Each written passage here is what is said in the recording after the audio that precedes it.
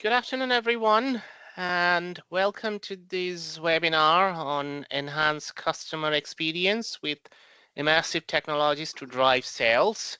Now, uh, if I may just quickly request that if you can just turn off your microphone for the time being, please. And in the end, we'll have a Q&A time where you will, depending on the need be, you can turn on your mic to ask question, or you're always welcome to drop your question in the chat box as well, and I'm sure we'll have a look at it. So this is a this webinar is a part of a webinar series, which is delivered by William J. Clinton Leadership Institute at Queen's Business School and in partnership with the Digital Transformation Flexible Fund. And the key purpose of this webinar series is to support the digital transformation journey of the local micro and small businesses. And as I said, it's a webinar series, and there are still two more to go. And feel free to register for those. And you can find more information scanning the QR code. I'm going to display the QR code in the end as well, or you can also visit our website for more details. Now, let me introduce myself and my guest quickly. So my name is Dr. Niladri Palit. I work in the area of information technology, analytics, and operations at Queen's Business School within the Queen's University Belfast. I'm joined by my guest, Mr. Michael McGlade. Michael, would you like to introduce yourself? Hi everyone, yes, I am Michael McLeod and I am the creative director at Rover in our studio, Yellow Design. Thanks, Michael. So before I head on to the core agenda of our webinar today, which is around immersive technology, let me quickly go through some of the fundamental information around DTFF and what it is and who are the target audience and etc. etc. So it's a demand-led capital grant scheme, and it is altogether 7.5 million capital grant is available at the port. It's a total amount, and it is delivered by all the local government organizations within Northern Ireland, but it is administered by the Newry Moon Down and District Council, and it is also supported by InvestNI. And the key purpose is to help your business transformation by easing your financial barrier. So the money, the funding you get, that is aimed at towards your business transformation. And there are some eligibility requirements. You must be a small or a micro organization with less than 50 employees and based an organization based in Northern Ireland and actively trading for at least 12 months and VAT registered. Now, there are certain exceptions and flexibilities around VAT registration. Rather than I do the talking, what I would encourage you to do is to visit the website of DTFF and you will find more information around those. And the two key requirements are that you need to buy one or more of the 6 digital technologies outlined in the DTFF website. And it has an application process, and during the application, you need to submit a digital transformation plan or equivalent of that. And I'll come back to that at the end as well. And it's a 6-stage process. At the moment, there is no live application opportunities, but we are hoping that the fourth call will go live sometimes around February, March time in 2025. Again, for more information, please visit dtff.co.uk or scan the QR code. Now, at this stage, I would like to just double check if there is any question, anyone. So in the chat box, I can't see any question. If anyone has any question, just shout out.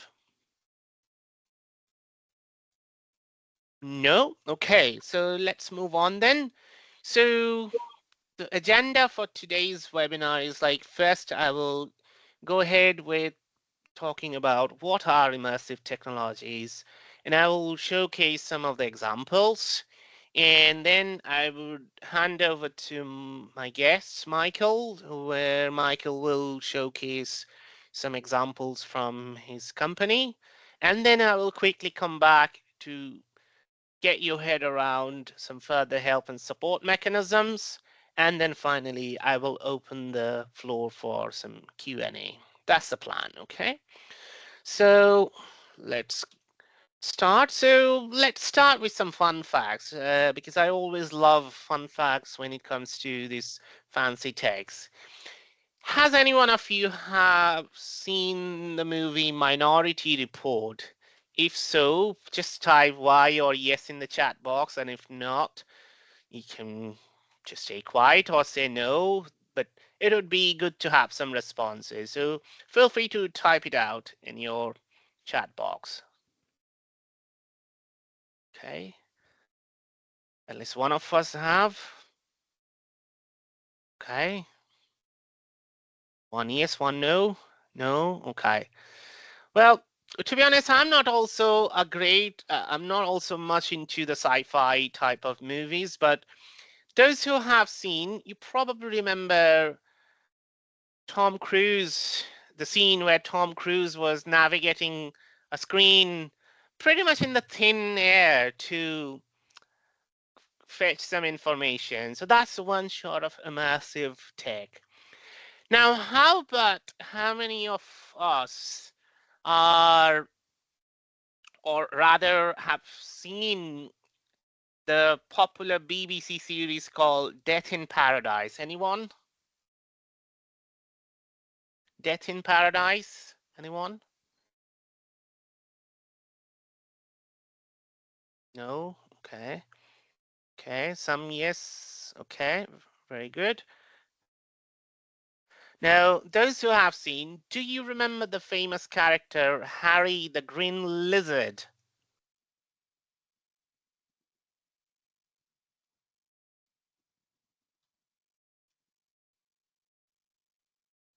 Okay, so those who remember Harry the Green Lizard, I must disappoint you that it's not a real lizard.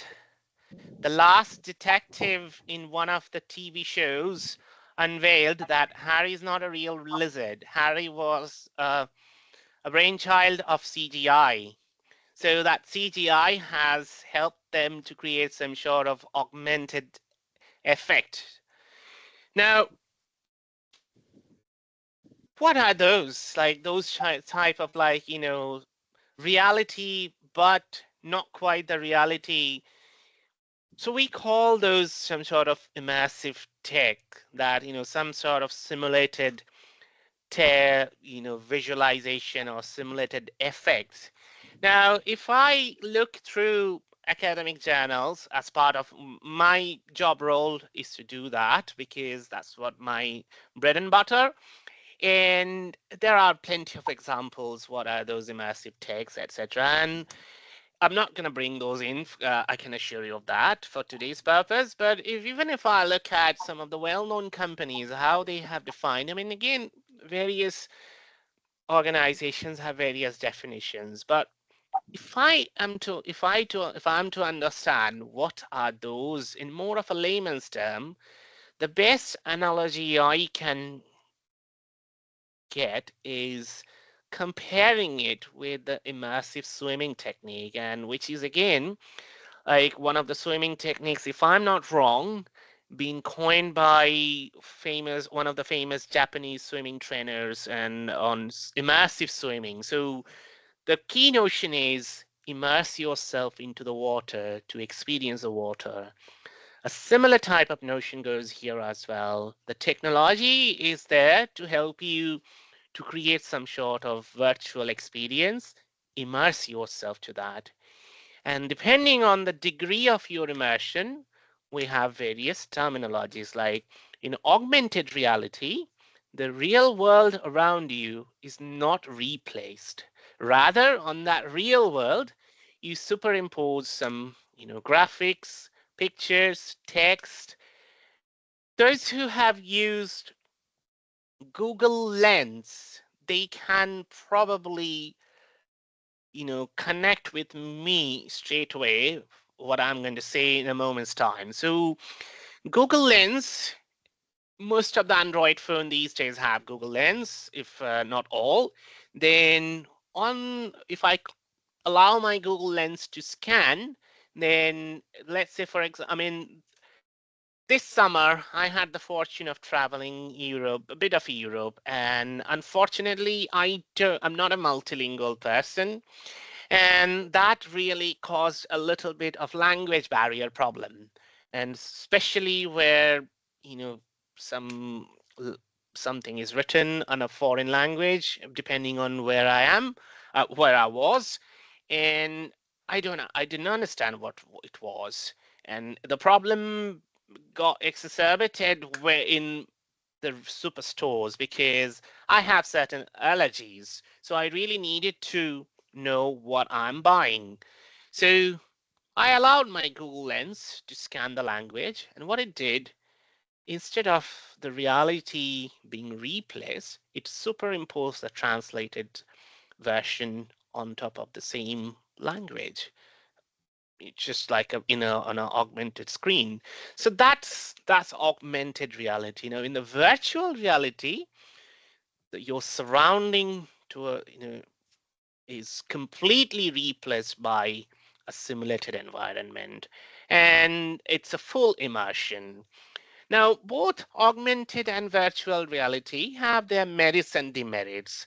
So for augmented reality, you can superimpose things, but your reality is intact. Your reality is not replaced. So sometimes it's easier to connect with that, but you can't really fully experience that what the technology could have offered you.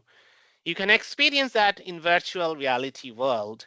However, you can't your surrounding is completely replaced by a simulated environment. I mean, there are museums like, in London, there is Vincent van Gogh's museum in virtual reality. There is you can experience Vincent van Gogh's creation, but again, it's completely replaced. Now, this mixed reality is trying to balance both, that you can feel the virtual stuff more than augmented reality. At the same time, it's not a complete replacement of the reality surrounding you.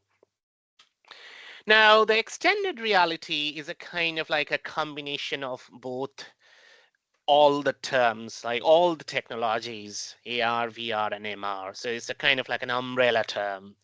Now let's look at some of the success stories. So the first one is Doritos. Anyone nacho lover or crisp lover?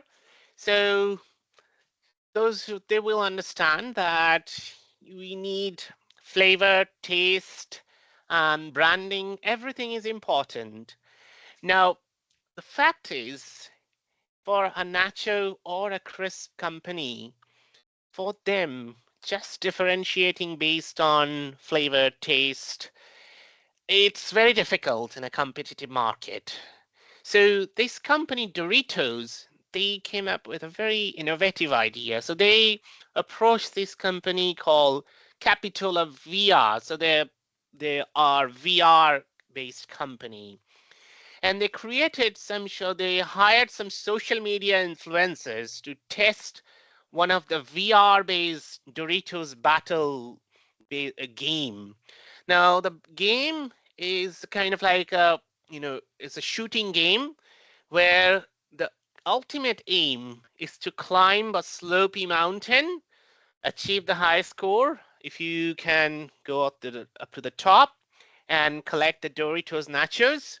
However, since it's a computer-based game, you you you have to kind of like navigate through some of the obstacles. Like there will be monsters or chances of falling through, and then jump over. And those social media stars, influencers, they use those VR glasses to try out those. Now, what are the benefits? So, as I said, just having a flavor or taste differentiation was not good enough for Doritos to stay competitive survive in a competitive market.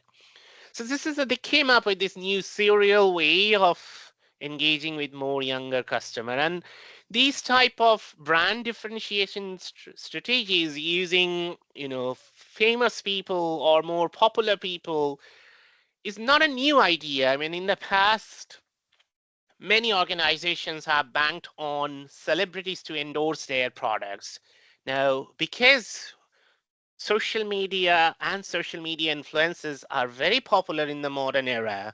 So the company thought engaging with social media influencers will help them engage with more younger audience or younger customers who would like to buy their product.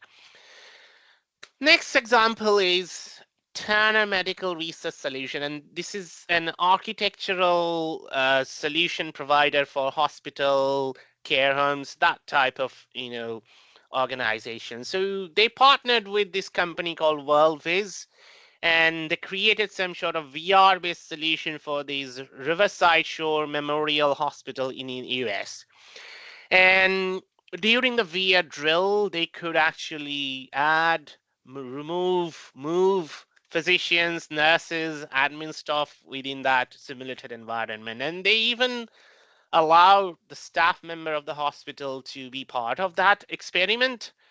Now, why did they do that? What kind of business impact they were trying to derive? Now, I'm sure you agree that once you have laid out your physical facilities, it's much time consuming and costly to change every now and then. So once it is there, once you have the layout and everything is there, it is there. It's going to be there for a while. Not You're not going to change it tomorrow or after a year, because that's going to be very expensive as well as time consuming activity. So if you can practice your layout, practice those architectural drill even before the architecture is laid out, then that is game changer. And that's exactly what this Turner Medical Facilities have done it. And it's also a more proactive way of engaging with their customers, which in this case was the hospitals. Now, my next example is somewhat closer to home, to be honest. So, this company interface, whose main role is to kind of like connect the industry with the universities in Scotland, it approached University of Edinburgh to create some sort of social media solutions for these two museums, one Lockhead Museum Trust and the Wheathorn Trust. Now, because the professors involved in University of Edinburgh had prior experience of engaging with VR and AR-based technologies, they knew straight away that if they can come up with some VR-based solution, then that will be a game changer. So what they did, the professors from Edinburgh University, they approached University of Glasgow and teamed up with University of Glasgow to get a grant from Economic and Social Research Council of UK, and they got £3,700, and additional £2,500 came from University of Edinburgh's Business School. So altogether, that money helped them to create virtual content for the museum. Now, it not only helped them to improve their social media footprint, but also there's a much, bigger social cause, because particularly this museum, Van Lockhead Museum, that has a key attraction is a mine. And to get to that mine, one has to go through a very narrow path. So people with mobility issues, it's much difficult for them to navigate to experience that mining. So what these VR sets can do, they can still let them to experience the mining adventure without actually going through that narrow path. So that helped the museum to address the social inclusion issue. Benefits. So the One Lockheed Museum ran that campaign in, if I'm not wrong, sometimes around the Christmas in 2021. And post that, they had 18,000 post engagement, 1,500 links, clicks, and the key purpose was to improve social media footprint. And look at the numbers, 17% increase in Facebook followers. And not only that, it was around the time when social distancing measures were in place due to COVID-19 restrictions. And so, meaning that the physical opening was not possible. However, they remained operational virtually, and they even it even triggered them to create some sort of virtual ticketing system with the help of the VR.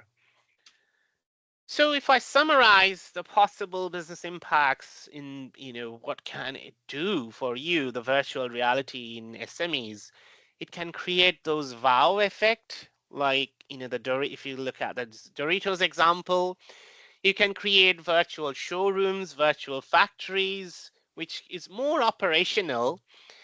You can even have hands-on training, because as we all know that creating training where the trainers have to travel, that could be quite a costly one. And sometimes, companies can have a good training for risk mitigation. I mean, companies Shell, they have created some sort of VR-based solution for risk mitigation training for their oil tankers get fire, then what to do? Because we all can imagine that if they, in reality, if they have to set fire in those oil tankers to get to see how the people are reacting to that situation, it would have been costly and quite a risky affair. But with thanks to VR, they can simulate that and train their employees, and they can also have some effective product you know design, and you can have effective product development, design, and prototyping. Now let's move our focus onto some augmented reality experience. So I love this example. Just look at the picture on your right of your screen and the left. The right one is the reality, and the left on your screen is the augmented reality. So these furniture companies, many of them these days, are having this type of solution. So before we buy a furniture, we can try those apps to see for ourselves if the furniture we are planning to buy, is it going to fit in within the real space or not? If not, we can choose a different furniture. So it's quite a time saving and new way of engaging with customers. Timberland, the high street retailer, they created a AR-based mirror where you can actually snap yourself, create your own avatar, and then rest will be magic. With some clicks, you can try Timberland product offering to see for yourself on the mirror how you will look like if you are to wear those clothing without actually wearing those clothing. So again, a new way of engaging with customer. My last example is from this pub, and if I'm not wrong, the it's a pub chain called Punch Pubs, and they have a franchisee, if I'm not wrong, which is called the Redmore Inn, and it is in one of the English town called Rugeley, if I'm not pronouncing wrong. Now, what they have created, like they have the provision for families visiting them with young kids, and once the kids are there, they offer them some handouts, and the handouts have got shapes like aeroplanes, parachutes, all in black and white. And they also hand over some color pencils to the kids, and the kids can actually, color those. And then the parents can actually scan those uh, papers, and rest will be magic. Those 2D objects could, fly. Okay. So again, it's a kind of like, new way of engaging with customer more through immersive tech. And happy families, happy memories, and parents can actually post those snapshots, videos onto their social media handle. So if I have to summarize the possible business impacts AR can offer is more engaged customer, next level experience you're allowing them to experience, time saving, the case of like, those furniture brands, or interactive product advertisement, like the cases of Timberland. So the mixed reality. So earlier I was saying about that both AR and VR have their limitations. So this mixed reality is in a way of like balancing two out. And Microsoft has got good resources. I would encourage you to, check those out for more information. So on that note, I would like to stop sharing for a moment and I would like to hand over to my guest, Michael, for to allow Michael to share how they are using this immersive text in their organization. Over to you, Michael. Okay, thank you, Leonard. Yep.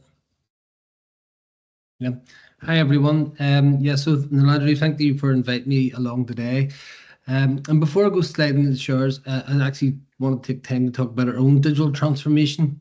So I am creative director at Yellow Design, and really around 2018, about 6 years ago, we were like asking ourselves how to pivot. Where was the future of digital going, and how could we embrace it, even as a digital agency? And it's just the reward of taking maybe about 20% of our company at the time and actually trying to pivot. So it's managing risk. And I think that's the great thing about this digital transformation fund, and that there's revenue, there's capital spend in this occasion where you're just going to actually be able to take maybe a part of your business and ask fundamental questions about where is the future of your business going. And that's really, it's proved to be worthwhile for ourselves. And I'd like to share the cases of how we're using AR and VR and immersive technology for our clients, but really how it's transformed our own business. So if I basically share my slides now,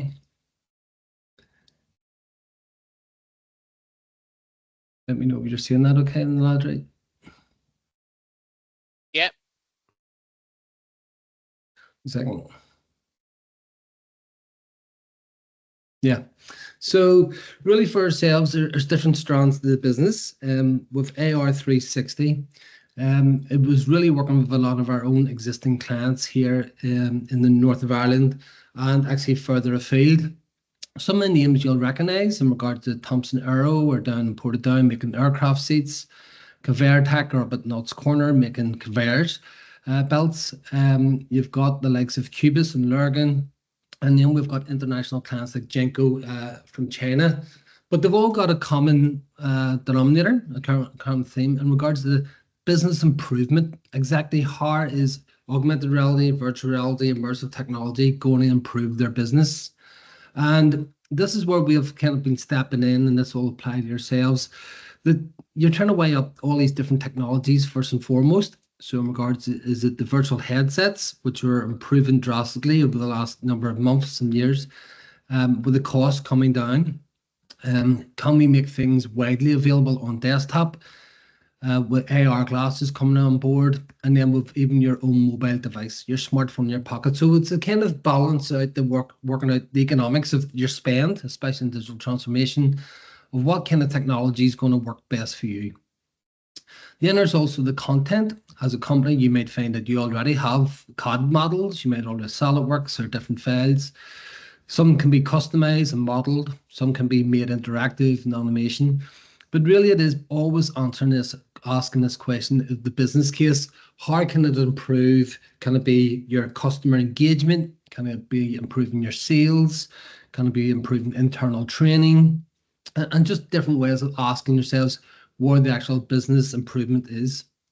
And No doubt about it, with virtual reality and immersive technologies, it really is. We're all visual learners. I mean, we all like to be things to be simplified down in a very step-by-step manner. So, taking complex things like 360 rotations, being able to transparency and fading components away so you see the inner workings, step-by-step guides, almost exploding drawings and taking things wide apart.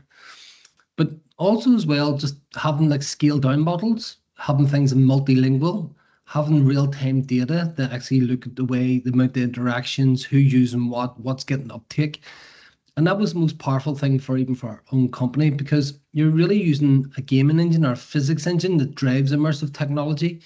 And every interaction that somebody does can be captured and basically brought through into a heat map or into tables or into graphs to display that interaction. So here's one example, just to bring in some visuals for you. So Genko is the Chinese company.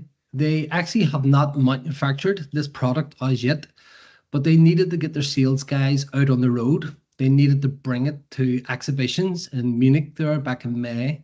And they also needed to show their engineers and their engineers understanding all the products of it. So this is a recording from a VR experience. And really, you can see where we're actually bringing out all the inner workings, the components, every single element that explains all the key features in regards to safety, the chemicals, the chemistry, as much as the electricity and everything that's stored within this energy storage solution. But it was a lovely way to actually explain across an international company what their new 5 Series product looked like. And then in regards to training, just going across this briefly, we're seeing a lot of companies now looking towards training. But we do emphasize that, it's not just a case of sticking on a VR headset and everybody's going to be up to speed and up to power. There's a step beforehand where you actually need to learn and teach people best practice. Then, no doubt about it, they can put on a headset, they can go and simulate and practice without doing any real harm or damage. But also as well, as you said, because of the data, we're able to go and evaluate every key step of the way and look at that at the end of the journey and go, has that translated back in the real world, as we would call it? So here's some local companies, Cubis down in Lurgan, and they were having an issue in regards to product improvement and quality control. That this chamber that they built, in many ways, some people were actually assembling the wrong way around and drilling circular holes, large holes into it. You can see there with that pump that blue unit is going through. And all of a sudden, the whole thing was having to be literally binned. So they came to us and says, is there a way that we can actually do a step-by-step guide in the same way that Naladri said about, IKEA, a simple step-by-step guide so people can really understand how to assemble these in the right way. And again, a great improvement for their business. Thomson Aero also had a business case where, and a business improvement, where Airbus and Boeing were asking that the electrics, the heirlooms within the business class seats were all led the same way. So again, the staff and the engineers at Thomson Aero were able to follow a step-by-step guide and improve on, let's say, quality control. And then Conveyor Tech up at Nuts Corner. This was a brilliant one because they had made the parcel sorter, which was a really brilliant solution for sorting out parcels, as it says, for Royal Mail. But they'd only built one product, but they wanted to go and engage in all the different sorting offices in Plymouth, in Edinburgh, across the UK. And using iPads, they were literally able to go around, hold up the iPad. The iPad drew out the footprint required for installation. So they were able to say to Royal Mail, yes, we need 5 meters by 17 meters clear. They were able to talk to the electricians, the engineers, people who were going to involve in the install, and actually sell these products without only having one back at their own base. So it was a brilliant example. And as I say, just in regards to training or anything, that every single thing can be captured to find out about the usage. So that's really in regards to the different things what we've done with AR360 in regards to configurators, training, ways of sales tools, but also for ourselves, we've been very fortunate, as I say, specializing in augmented and virtual reality, in that Aldar is one of the biggest property developers in Abu Dhabi. So they built the Louvre Museum and the Guggenheim, but fundamentally they came to us and they were like, "Is it possible to?" First question was to build something like this in augmented reality, so you could actually see a full scale apartment block. But they really were clever, and they went back and were asking, "Can we do more than that?" As a business improvement, can we enhance the customer experience? So we're not seen just for taking transactions and money of our customers, but bring them on a journey. Can we accelerate the use of AR and immersive technologies? Can we advance our sustainability? So in regards to reducing print materials, which is always associated with property marketing. Can we improve on decision making, because they were having an issue where people were ripping out their kitchens when they got their new apartments? And can we help people configure in that way? Again, can we get our real-time data insights? And also, is there a way for us to generate new revenue? Because they were always known for building the physical units, the apartment blocks, but never taking revenue from the fit out, the furniture, and things like that. So running workshops, and this is really what I would encourage yourselves to do. Literally stick the post-it notes to the wall and get the ideas from your whole entire team. What issues, what problems you could maybe address within the company, and basically putting that through. Because even they came back with some brilliant ideas across the board. The furnishing options down the bottom left-hand corner, is it able to walk around not just the apartment block, but walk around the whole entire streets and see what view you're going to have from your property. The snagging list is a way as to after sales and the service. So we essentially built this through, available on the iPads and people's smart devices. And then on the left, you're going to see here actually that the whole building here, the white building on the left, is completely augmented. There you go, with real buildings there in the background. We added in sounds and things like that to bring the customer on the journey. So you have birds whistling and so on. And you'll be able to actually even see this as well at nighttime. So go into like night mode, things like that. Then, of course, within the property, as you'd expect as a configurator, people were able to go around and essentially up in the top left-hand corner, you'd always have the bearings of where you are within the property. But now I'm able to go around and start changing the furniture and the floors and the different surfaces. And this helped Aldar in regards to knowing what specifications to build to. So they were able to speed up their whole construction and fit out, and actually while improving the customer experience, who felt more engaged in the creation of their own home rather than just sending 25% of the down payments every single time. There's a lovely example in the quality that you're able to achieve just by using our latest smartphone devices.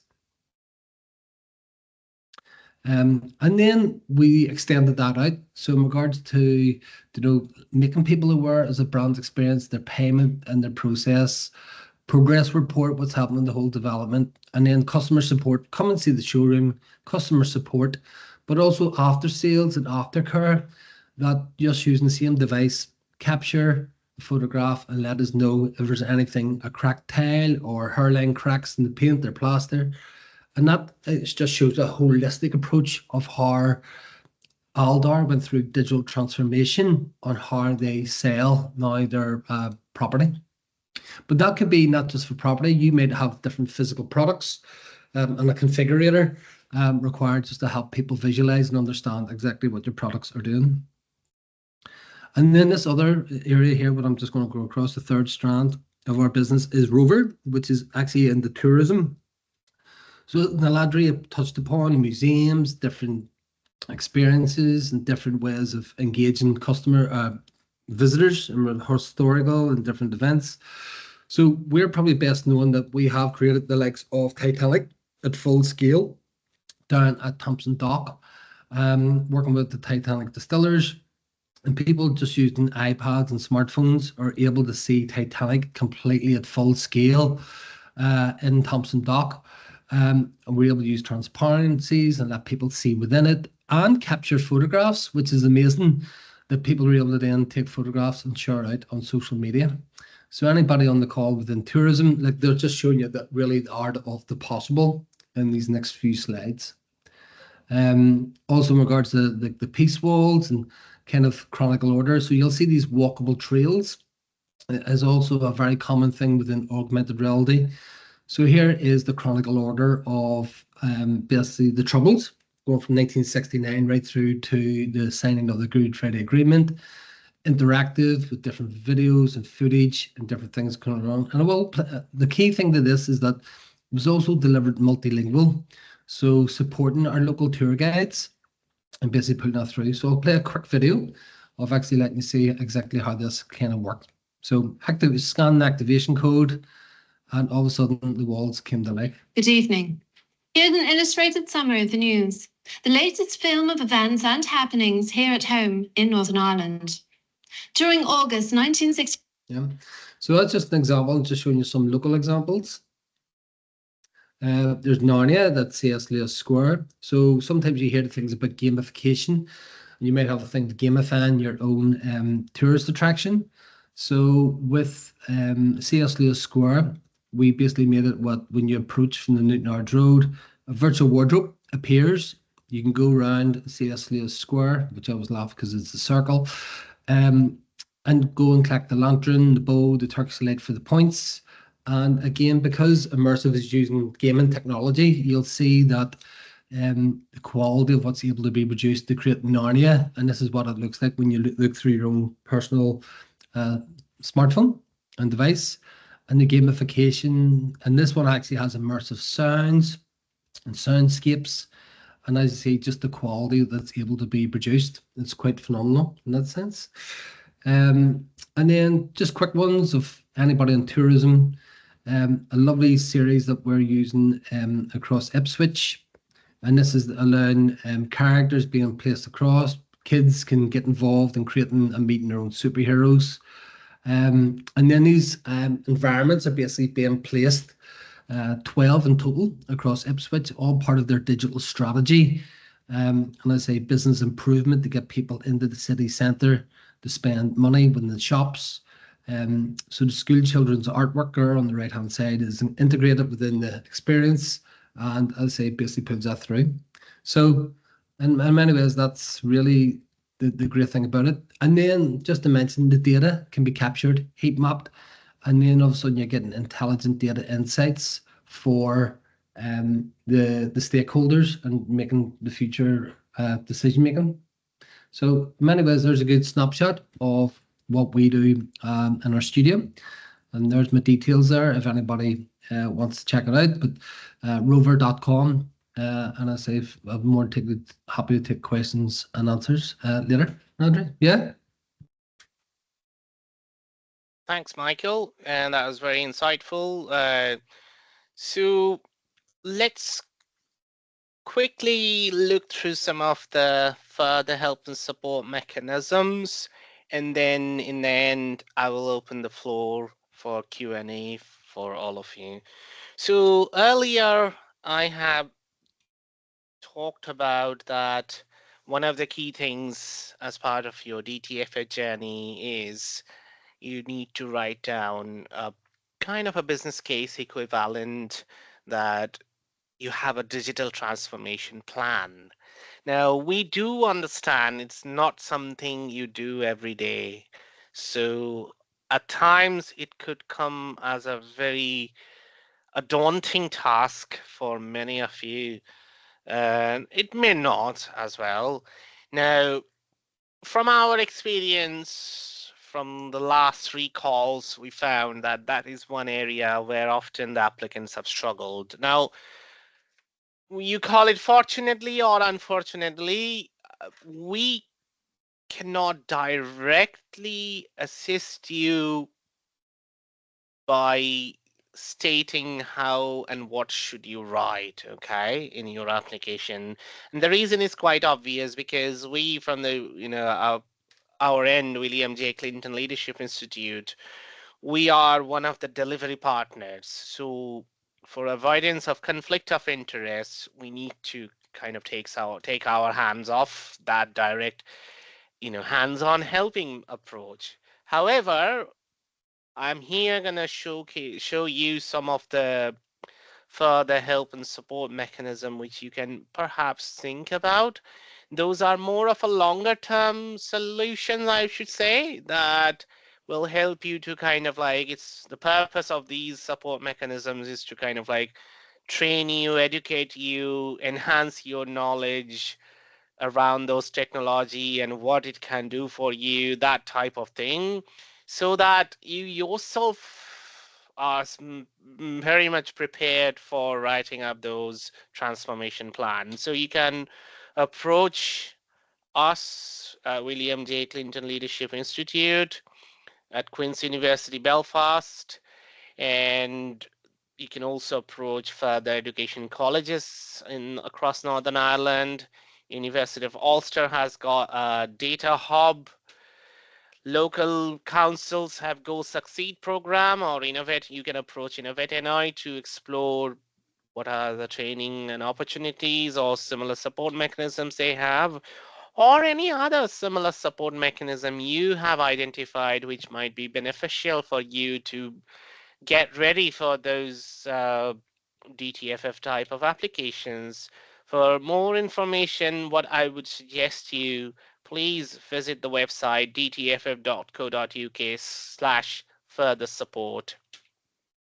Now, as I was saying, that we have various training and educational opportunities, and that includes some custom design program, executive courses, or short programs like strategic change, or leadership for digital transformation and emerging technologies, or data analytics and decision making.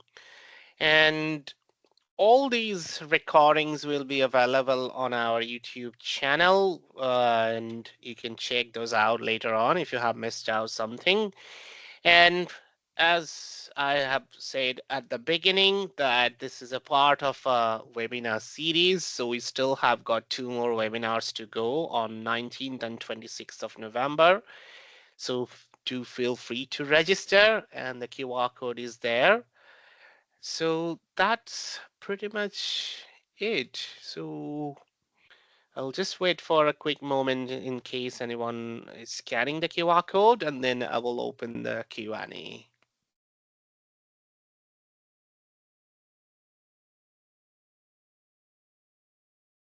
Okay, so that kind of concludes the presentation part. So I would like to thank you everyone for your patience and engagement with us. And I would also like to thank Michael for the insightful presentation. So any questions for us? Feel free to type it out or shout out by turning on your microphone.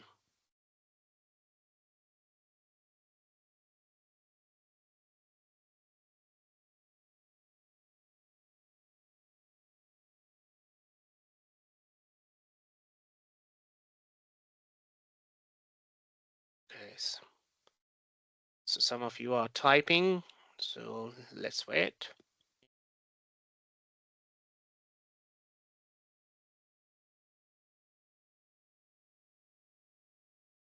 So in the meantime, I can ask you a quick question, Michael. So what type of challenges did you encounter when you were kind of like having those, AR projects in Abu Dhabi or some of the other projects near Belfast, and what are the potential solutions, or what was the approach you took it to overcome those? Because I'm sure those who are prospective, those who are planning to apply AR or VR in their organization, they may go through the same journey. So would you like to share? Yeah, for us, it was two halves to it. One was accelerating that you were using new technologies and exciting, but actually balancing that off that you were still generating revenue and profitable as a business. Do you know what I mean? It's this risk that you can pivot, but you can pivot in the wrong way and find out that you're playing with exciting toys, but they're delivering very little, or in our case, and hopefully with the right guidance to yourselves and everybody on the call, you're actually taking a small part of the business and actually all of a sudden it starts generating additional revenue. And without going into great detail, but we end up tripling our revenue in the space of like 24 months. So we did find that golden thread and basically just following it. Now you have to always ask questions, and that thread will change different direction and shape over the last 6 years. But it's been consolidated and it's just constantly pivoting. And I don't mind saying that I think to be entrepreneurial and innovating, it's okay to pivot like every 6, 12 months, whatever it needs to do, because the markets will change also, and you have to capitalize on it. Mm-hmm, mm-hmm. Okay. Yeah, no, that's very insightful, and thank you very much. So, yeah, so thanks for the session. I have to fly up. All right, okay. So it looks like you will get some follow-up questions, Michael. So, yeah. Yep. Any question for us Yeah. For from a our sec. audience? I'm available at Michael at Rover. Now Rover spelled ROVAR.com, but anybody's feel free to send me an email, whatever. I'm more than happy to try to guide you in regards to your DTFF Yeah, application. thanks, Because I Michael. totally appreciate that Yeah, Immersive Technologies is quite a broad range now and moving quite fast. yeah. And for our audience, just to let you know, my colleague Sean has already shared a file at the beginning of the this webinar. So that file in the chat box itself, and that file has got some of the key details as well, including Michael's details. So yeah, you can check those out as well. So if there is no, so just one final time, if there is anyone having any final question now, it might be easier if you can just turn on your microphone and shout out. Otherwise, we'll assume that, yeah, you don't have any question. No problem. Thank you, Jim. No? Okay. So it seems all good then. So thanks everyone for joining us today, and hope you have gathered some take-home message for yourself, like what are those immersive technologies and what it could do, and if it is for you or not. And thanks, Michael, for sharing those insights. So thanks, Evans. Thanks, everyone. And so that I can now officially conclude this webinar then. Okay. Thank you, everyone. Thanks, everyone. Really. Bye. Bye. Bye.